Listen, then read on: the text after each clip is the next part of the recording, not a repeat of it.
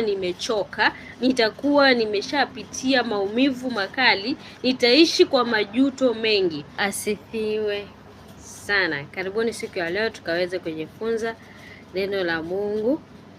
Na kabla tuanze tuombe. Mtakatifu Mungu wa Israeli, tunakushukuru Baba yetu, tunakutukuza, tunakuhimidi, tunalinua jina lako mtakatifu. Umekuwa mwema na mwaminifu kwetu, umetusaidia, umetulinda na kutuzingira kwa damu yako ya thamana. Jehova, umekuwa pamoja nasi, umetupigania mfalme. Tunakushukuru Jehova kwa siku nyingine njema uliyochagua juu ya maisha yetu. Tunaomba Yesu, Roho wako mtakatifu akaweze kutufunza neno lako na kuweza kutuelekeza njia iliyo sahihi. Jehova nisi, tazama vijana wengi mfalme wamepotea kwa kukosa Jehova kuelewa ni jinsi gani ya kusimama kwako. Lakini Yesu, tazama siku ya leo kwa neema na kwa huruma zako tufundishe ni jinsi gani Jehova tutakavyosimama kwako, ni jinsi gani Jehova tutakavyoenenda katika njia zako, ili tukakupendeze wewe na wanadamu kama jinsi neno lako lilivyosema. Asante mtakatifu, wa maana upo pamoja nasi tunapoanza na tutakapoenda kumaliza, utakuwa pamoja nasi. Na ni kwa Yesu Kristo nimeomba na atakuamini. Furaha. Kwa hivyo kumtumikia Mungu badala ya kusubiri hadi uwe mzee au umechoka na maisha. Ni vizuri kumtumikia Mungu, ni vizuri kumtumainia Mungu wakati niko kijana, maanake uzee ukija nitaweza kushindwa kumtumikia, maanake nitakuwa nimechoka, nitakuwa nimeshapitia maumivu makali, nitaishi kwa majuto mengi. Kwa hivyo ni vizuri nianze kusimama na Mungu wakati niko kijana. Mhubiri 12 mstari wa kwanza inasema, mkumbuke muumba wako siku za ujana wako, kabla hazijaja siku zilizo mbaya, wala haijakaribia miaka utakaposema mimi sina furaha katika hiyo. Kwa hivyo tunaambiwa tumkumbuke Bwana Mungu wetu. Tukumbuke Bwana Mungu wetu siku za uzee wetu, kabla ujana haujaisha. Tumkumbuke Mungu wetu. Namba 3 inasema kuwa mfano kwa wengi. Tuwe mfano kwa wengi. Mimi kama kijana nafaa niwe mfano kwa wengi. Nafaa niwe mfano kwa wengi. Mtume Paulo alimwandikia kijana Timotheo maneno ambayo kile kijana aliyeokoka anapaswa kuyasikia. Mtume Paulo pia aliamini vijana sana, na ndio maana akamwandikia Timotheo ujumbe huu. Timotheo wa kwanza 4:12 inasema, mtu awaye yote asiudharau ujana wako, bali uwe kielelezo kwa waaminio katika kusema na mwenendo na katika upendo na imani na usafi.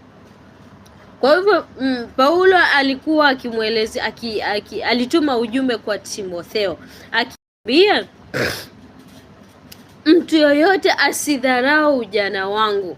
Kwa hivyo ujana wangu ni lazima kwanza uwe safi. Vile alivyosema, alimwandikia akamwambia mtu awaye yoyote asiudharau ujana wako. Kwa hivyo mimi kama kijana, mtu yoyote asidharau ujana wangu, bali uwe kielelezo kwa waaminio. Niwe kielelezo kwa wale ambao wanaoamini katika usemi na mwenendo na katika upendo na imani na usafi. Lazima niwe na upendo, lazima niwe na imani, na lazima niwe na matendo safi. Ndiyo nitakuwa nimempendeza Mungu. Hapa Biblia inampa kijana mamlaka ya kiroho. Kwa hivyo mimi kama kijana nimepewa hayo mamlaka ya kiroho. Inasema kuwa kijana anaweza kuwa kiongozi kwa mfano wa kuigwa hata kwa watu wazima, ili mradi anaishi katika wokovu.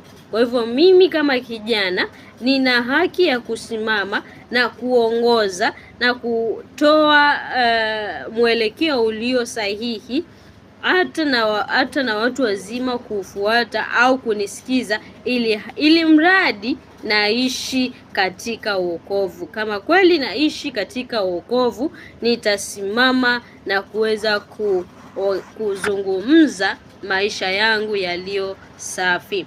Faida za kibibilia za kuokoa za ujanani. Kuna faida nyingi. Unakuwa na nguvu. Kiangalia kitabu cha Yohana wa kwanza, waraka wa kwanza wa Yohana 2:14 inasema, nimewaandikia ninyi vijana nguvu, na neno la Mungu linakaa ndani yenu. Kwa hivyo mimi kama kijana nina nguvu, ndio maana nimeandikiwa haya. Hekima. Methali inasisitiza kuwa kumcha Bwana ni chanzo cha maarifa. Kijana aliyeokoka anakuwa na hekima kuliko wenzake. Kwa hivyo nikishaokoka nitakuwa niko na hekima kuliko walionizunguka. Kuepusha majuto. Biblia inafundisha kuwa dhambi ina gharama. Kuokoka mapema kuna kuepusha na maovu ya dhambi ambayo watu wengi huyapata ujanani. Ujana una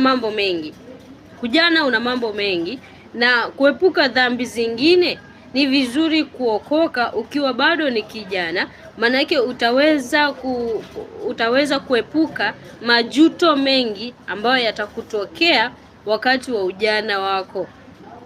Kuna mambo mengi utafanya wakati wa ujana, kuna mambo mengi utayafanya wakati wewe ni kijana, lakini mambo haya yataweza kukusaidia kuweza kuwa na uzee mwema, ambao ni uzee utaweza kukuepusha na mambo mengi, na utakuwa na ujana ulio safi.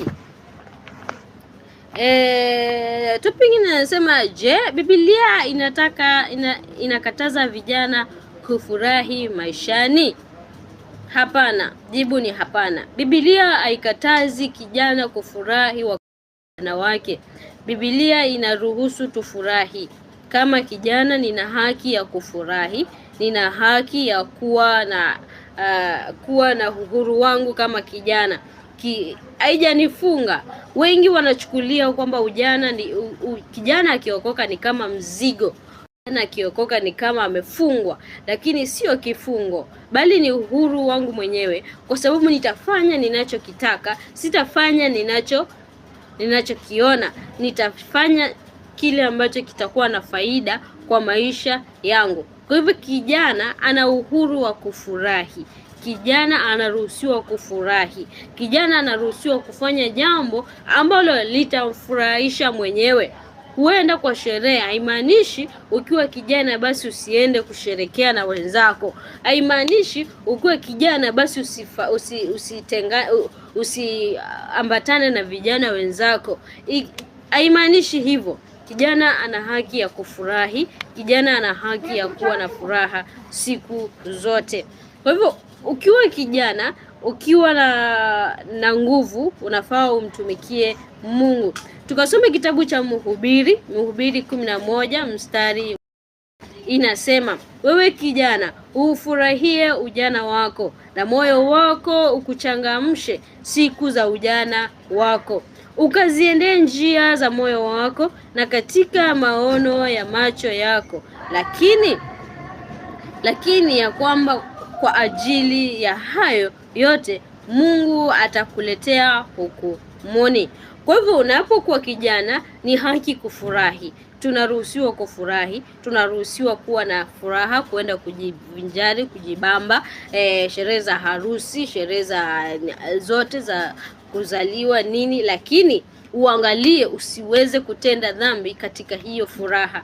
Wakati unaenda kufurahia uwe na limit. Uangalie hii furaha isije ikanipelekea, si unaenda kufurahi kwa klabu, unalewa, unafanya vituko, unafanya zinaa, unatafuta wanawake wa kulala nao, unatafuta wanaume watakao kupea pesa, wanakuhonga. Hapana. Kijana anafaa ni kweli tufurahi, lakini uangalie furaha yako isiende beyond that. Usimamie kwenye haki. usimamie kwenye msimamo ulio safi. Ni kweli unafurahi, ni kweli uko na amani, ni kweli unajibamba, lakini uangalie hiyo furaha isipite kiwango kingine. Usimame kwenye msimamo ambao utakuacha ukiwa safi. Ufurahi na wenzako, ucheke na wenzako, ucheze, uimbe, ila usikubali dhambi ikutawale, ufanye dhambi kwa sababu ya starehe. Hii ina maana Biblia inakupa uhuru wa ya maisha, lakini wokovu unakupa mipaka ya usalama ili furaha yako isigeuke kuwa huzuni baadaye.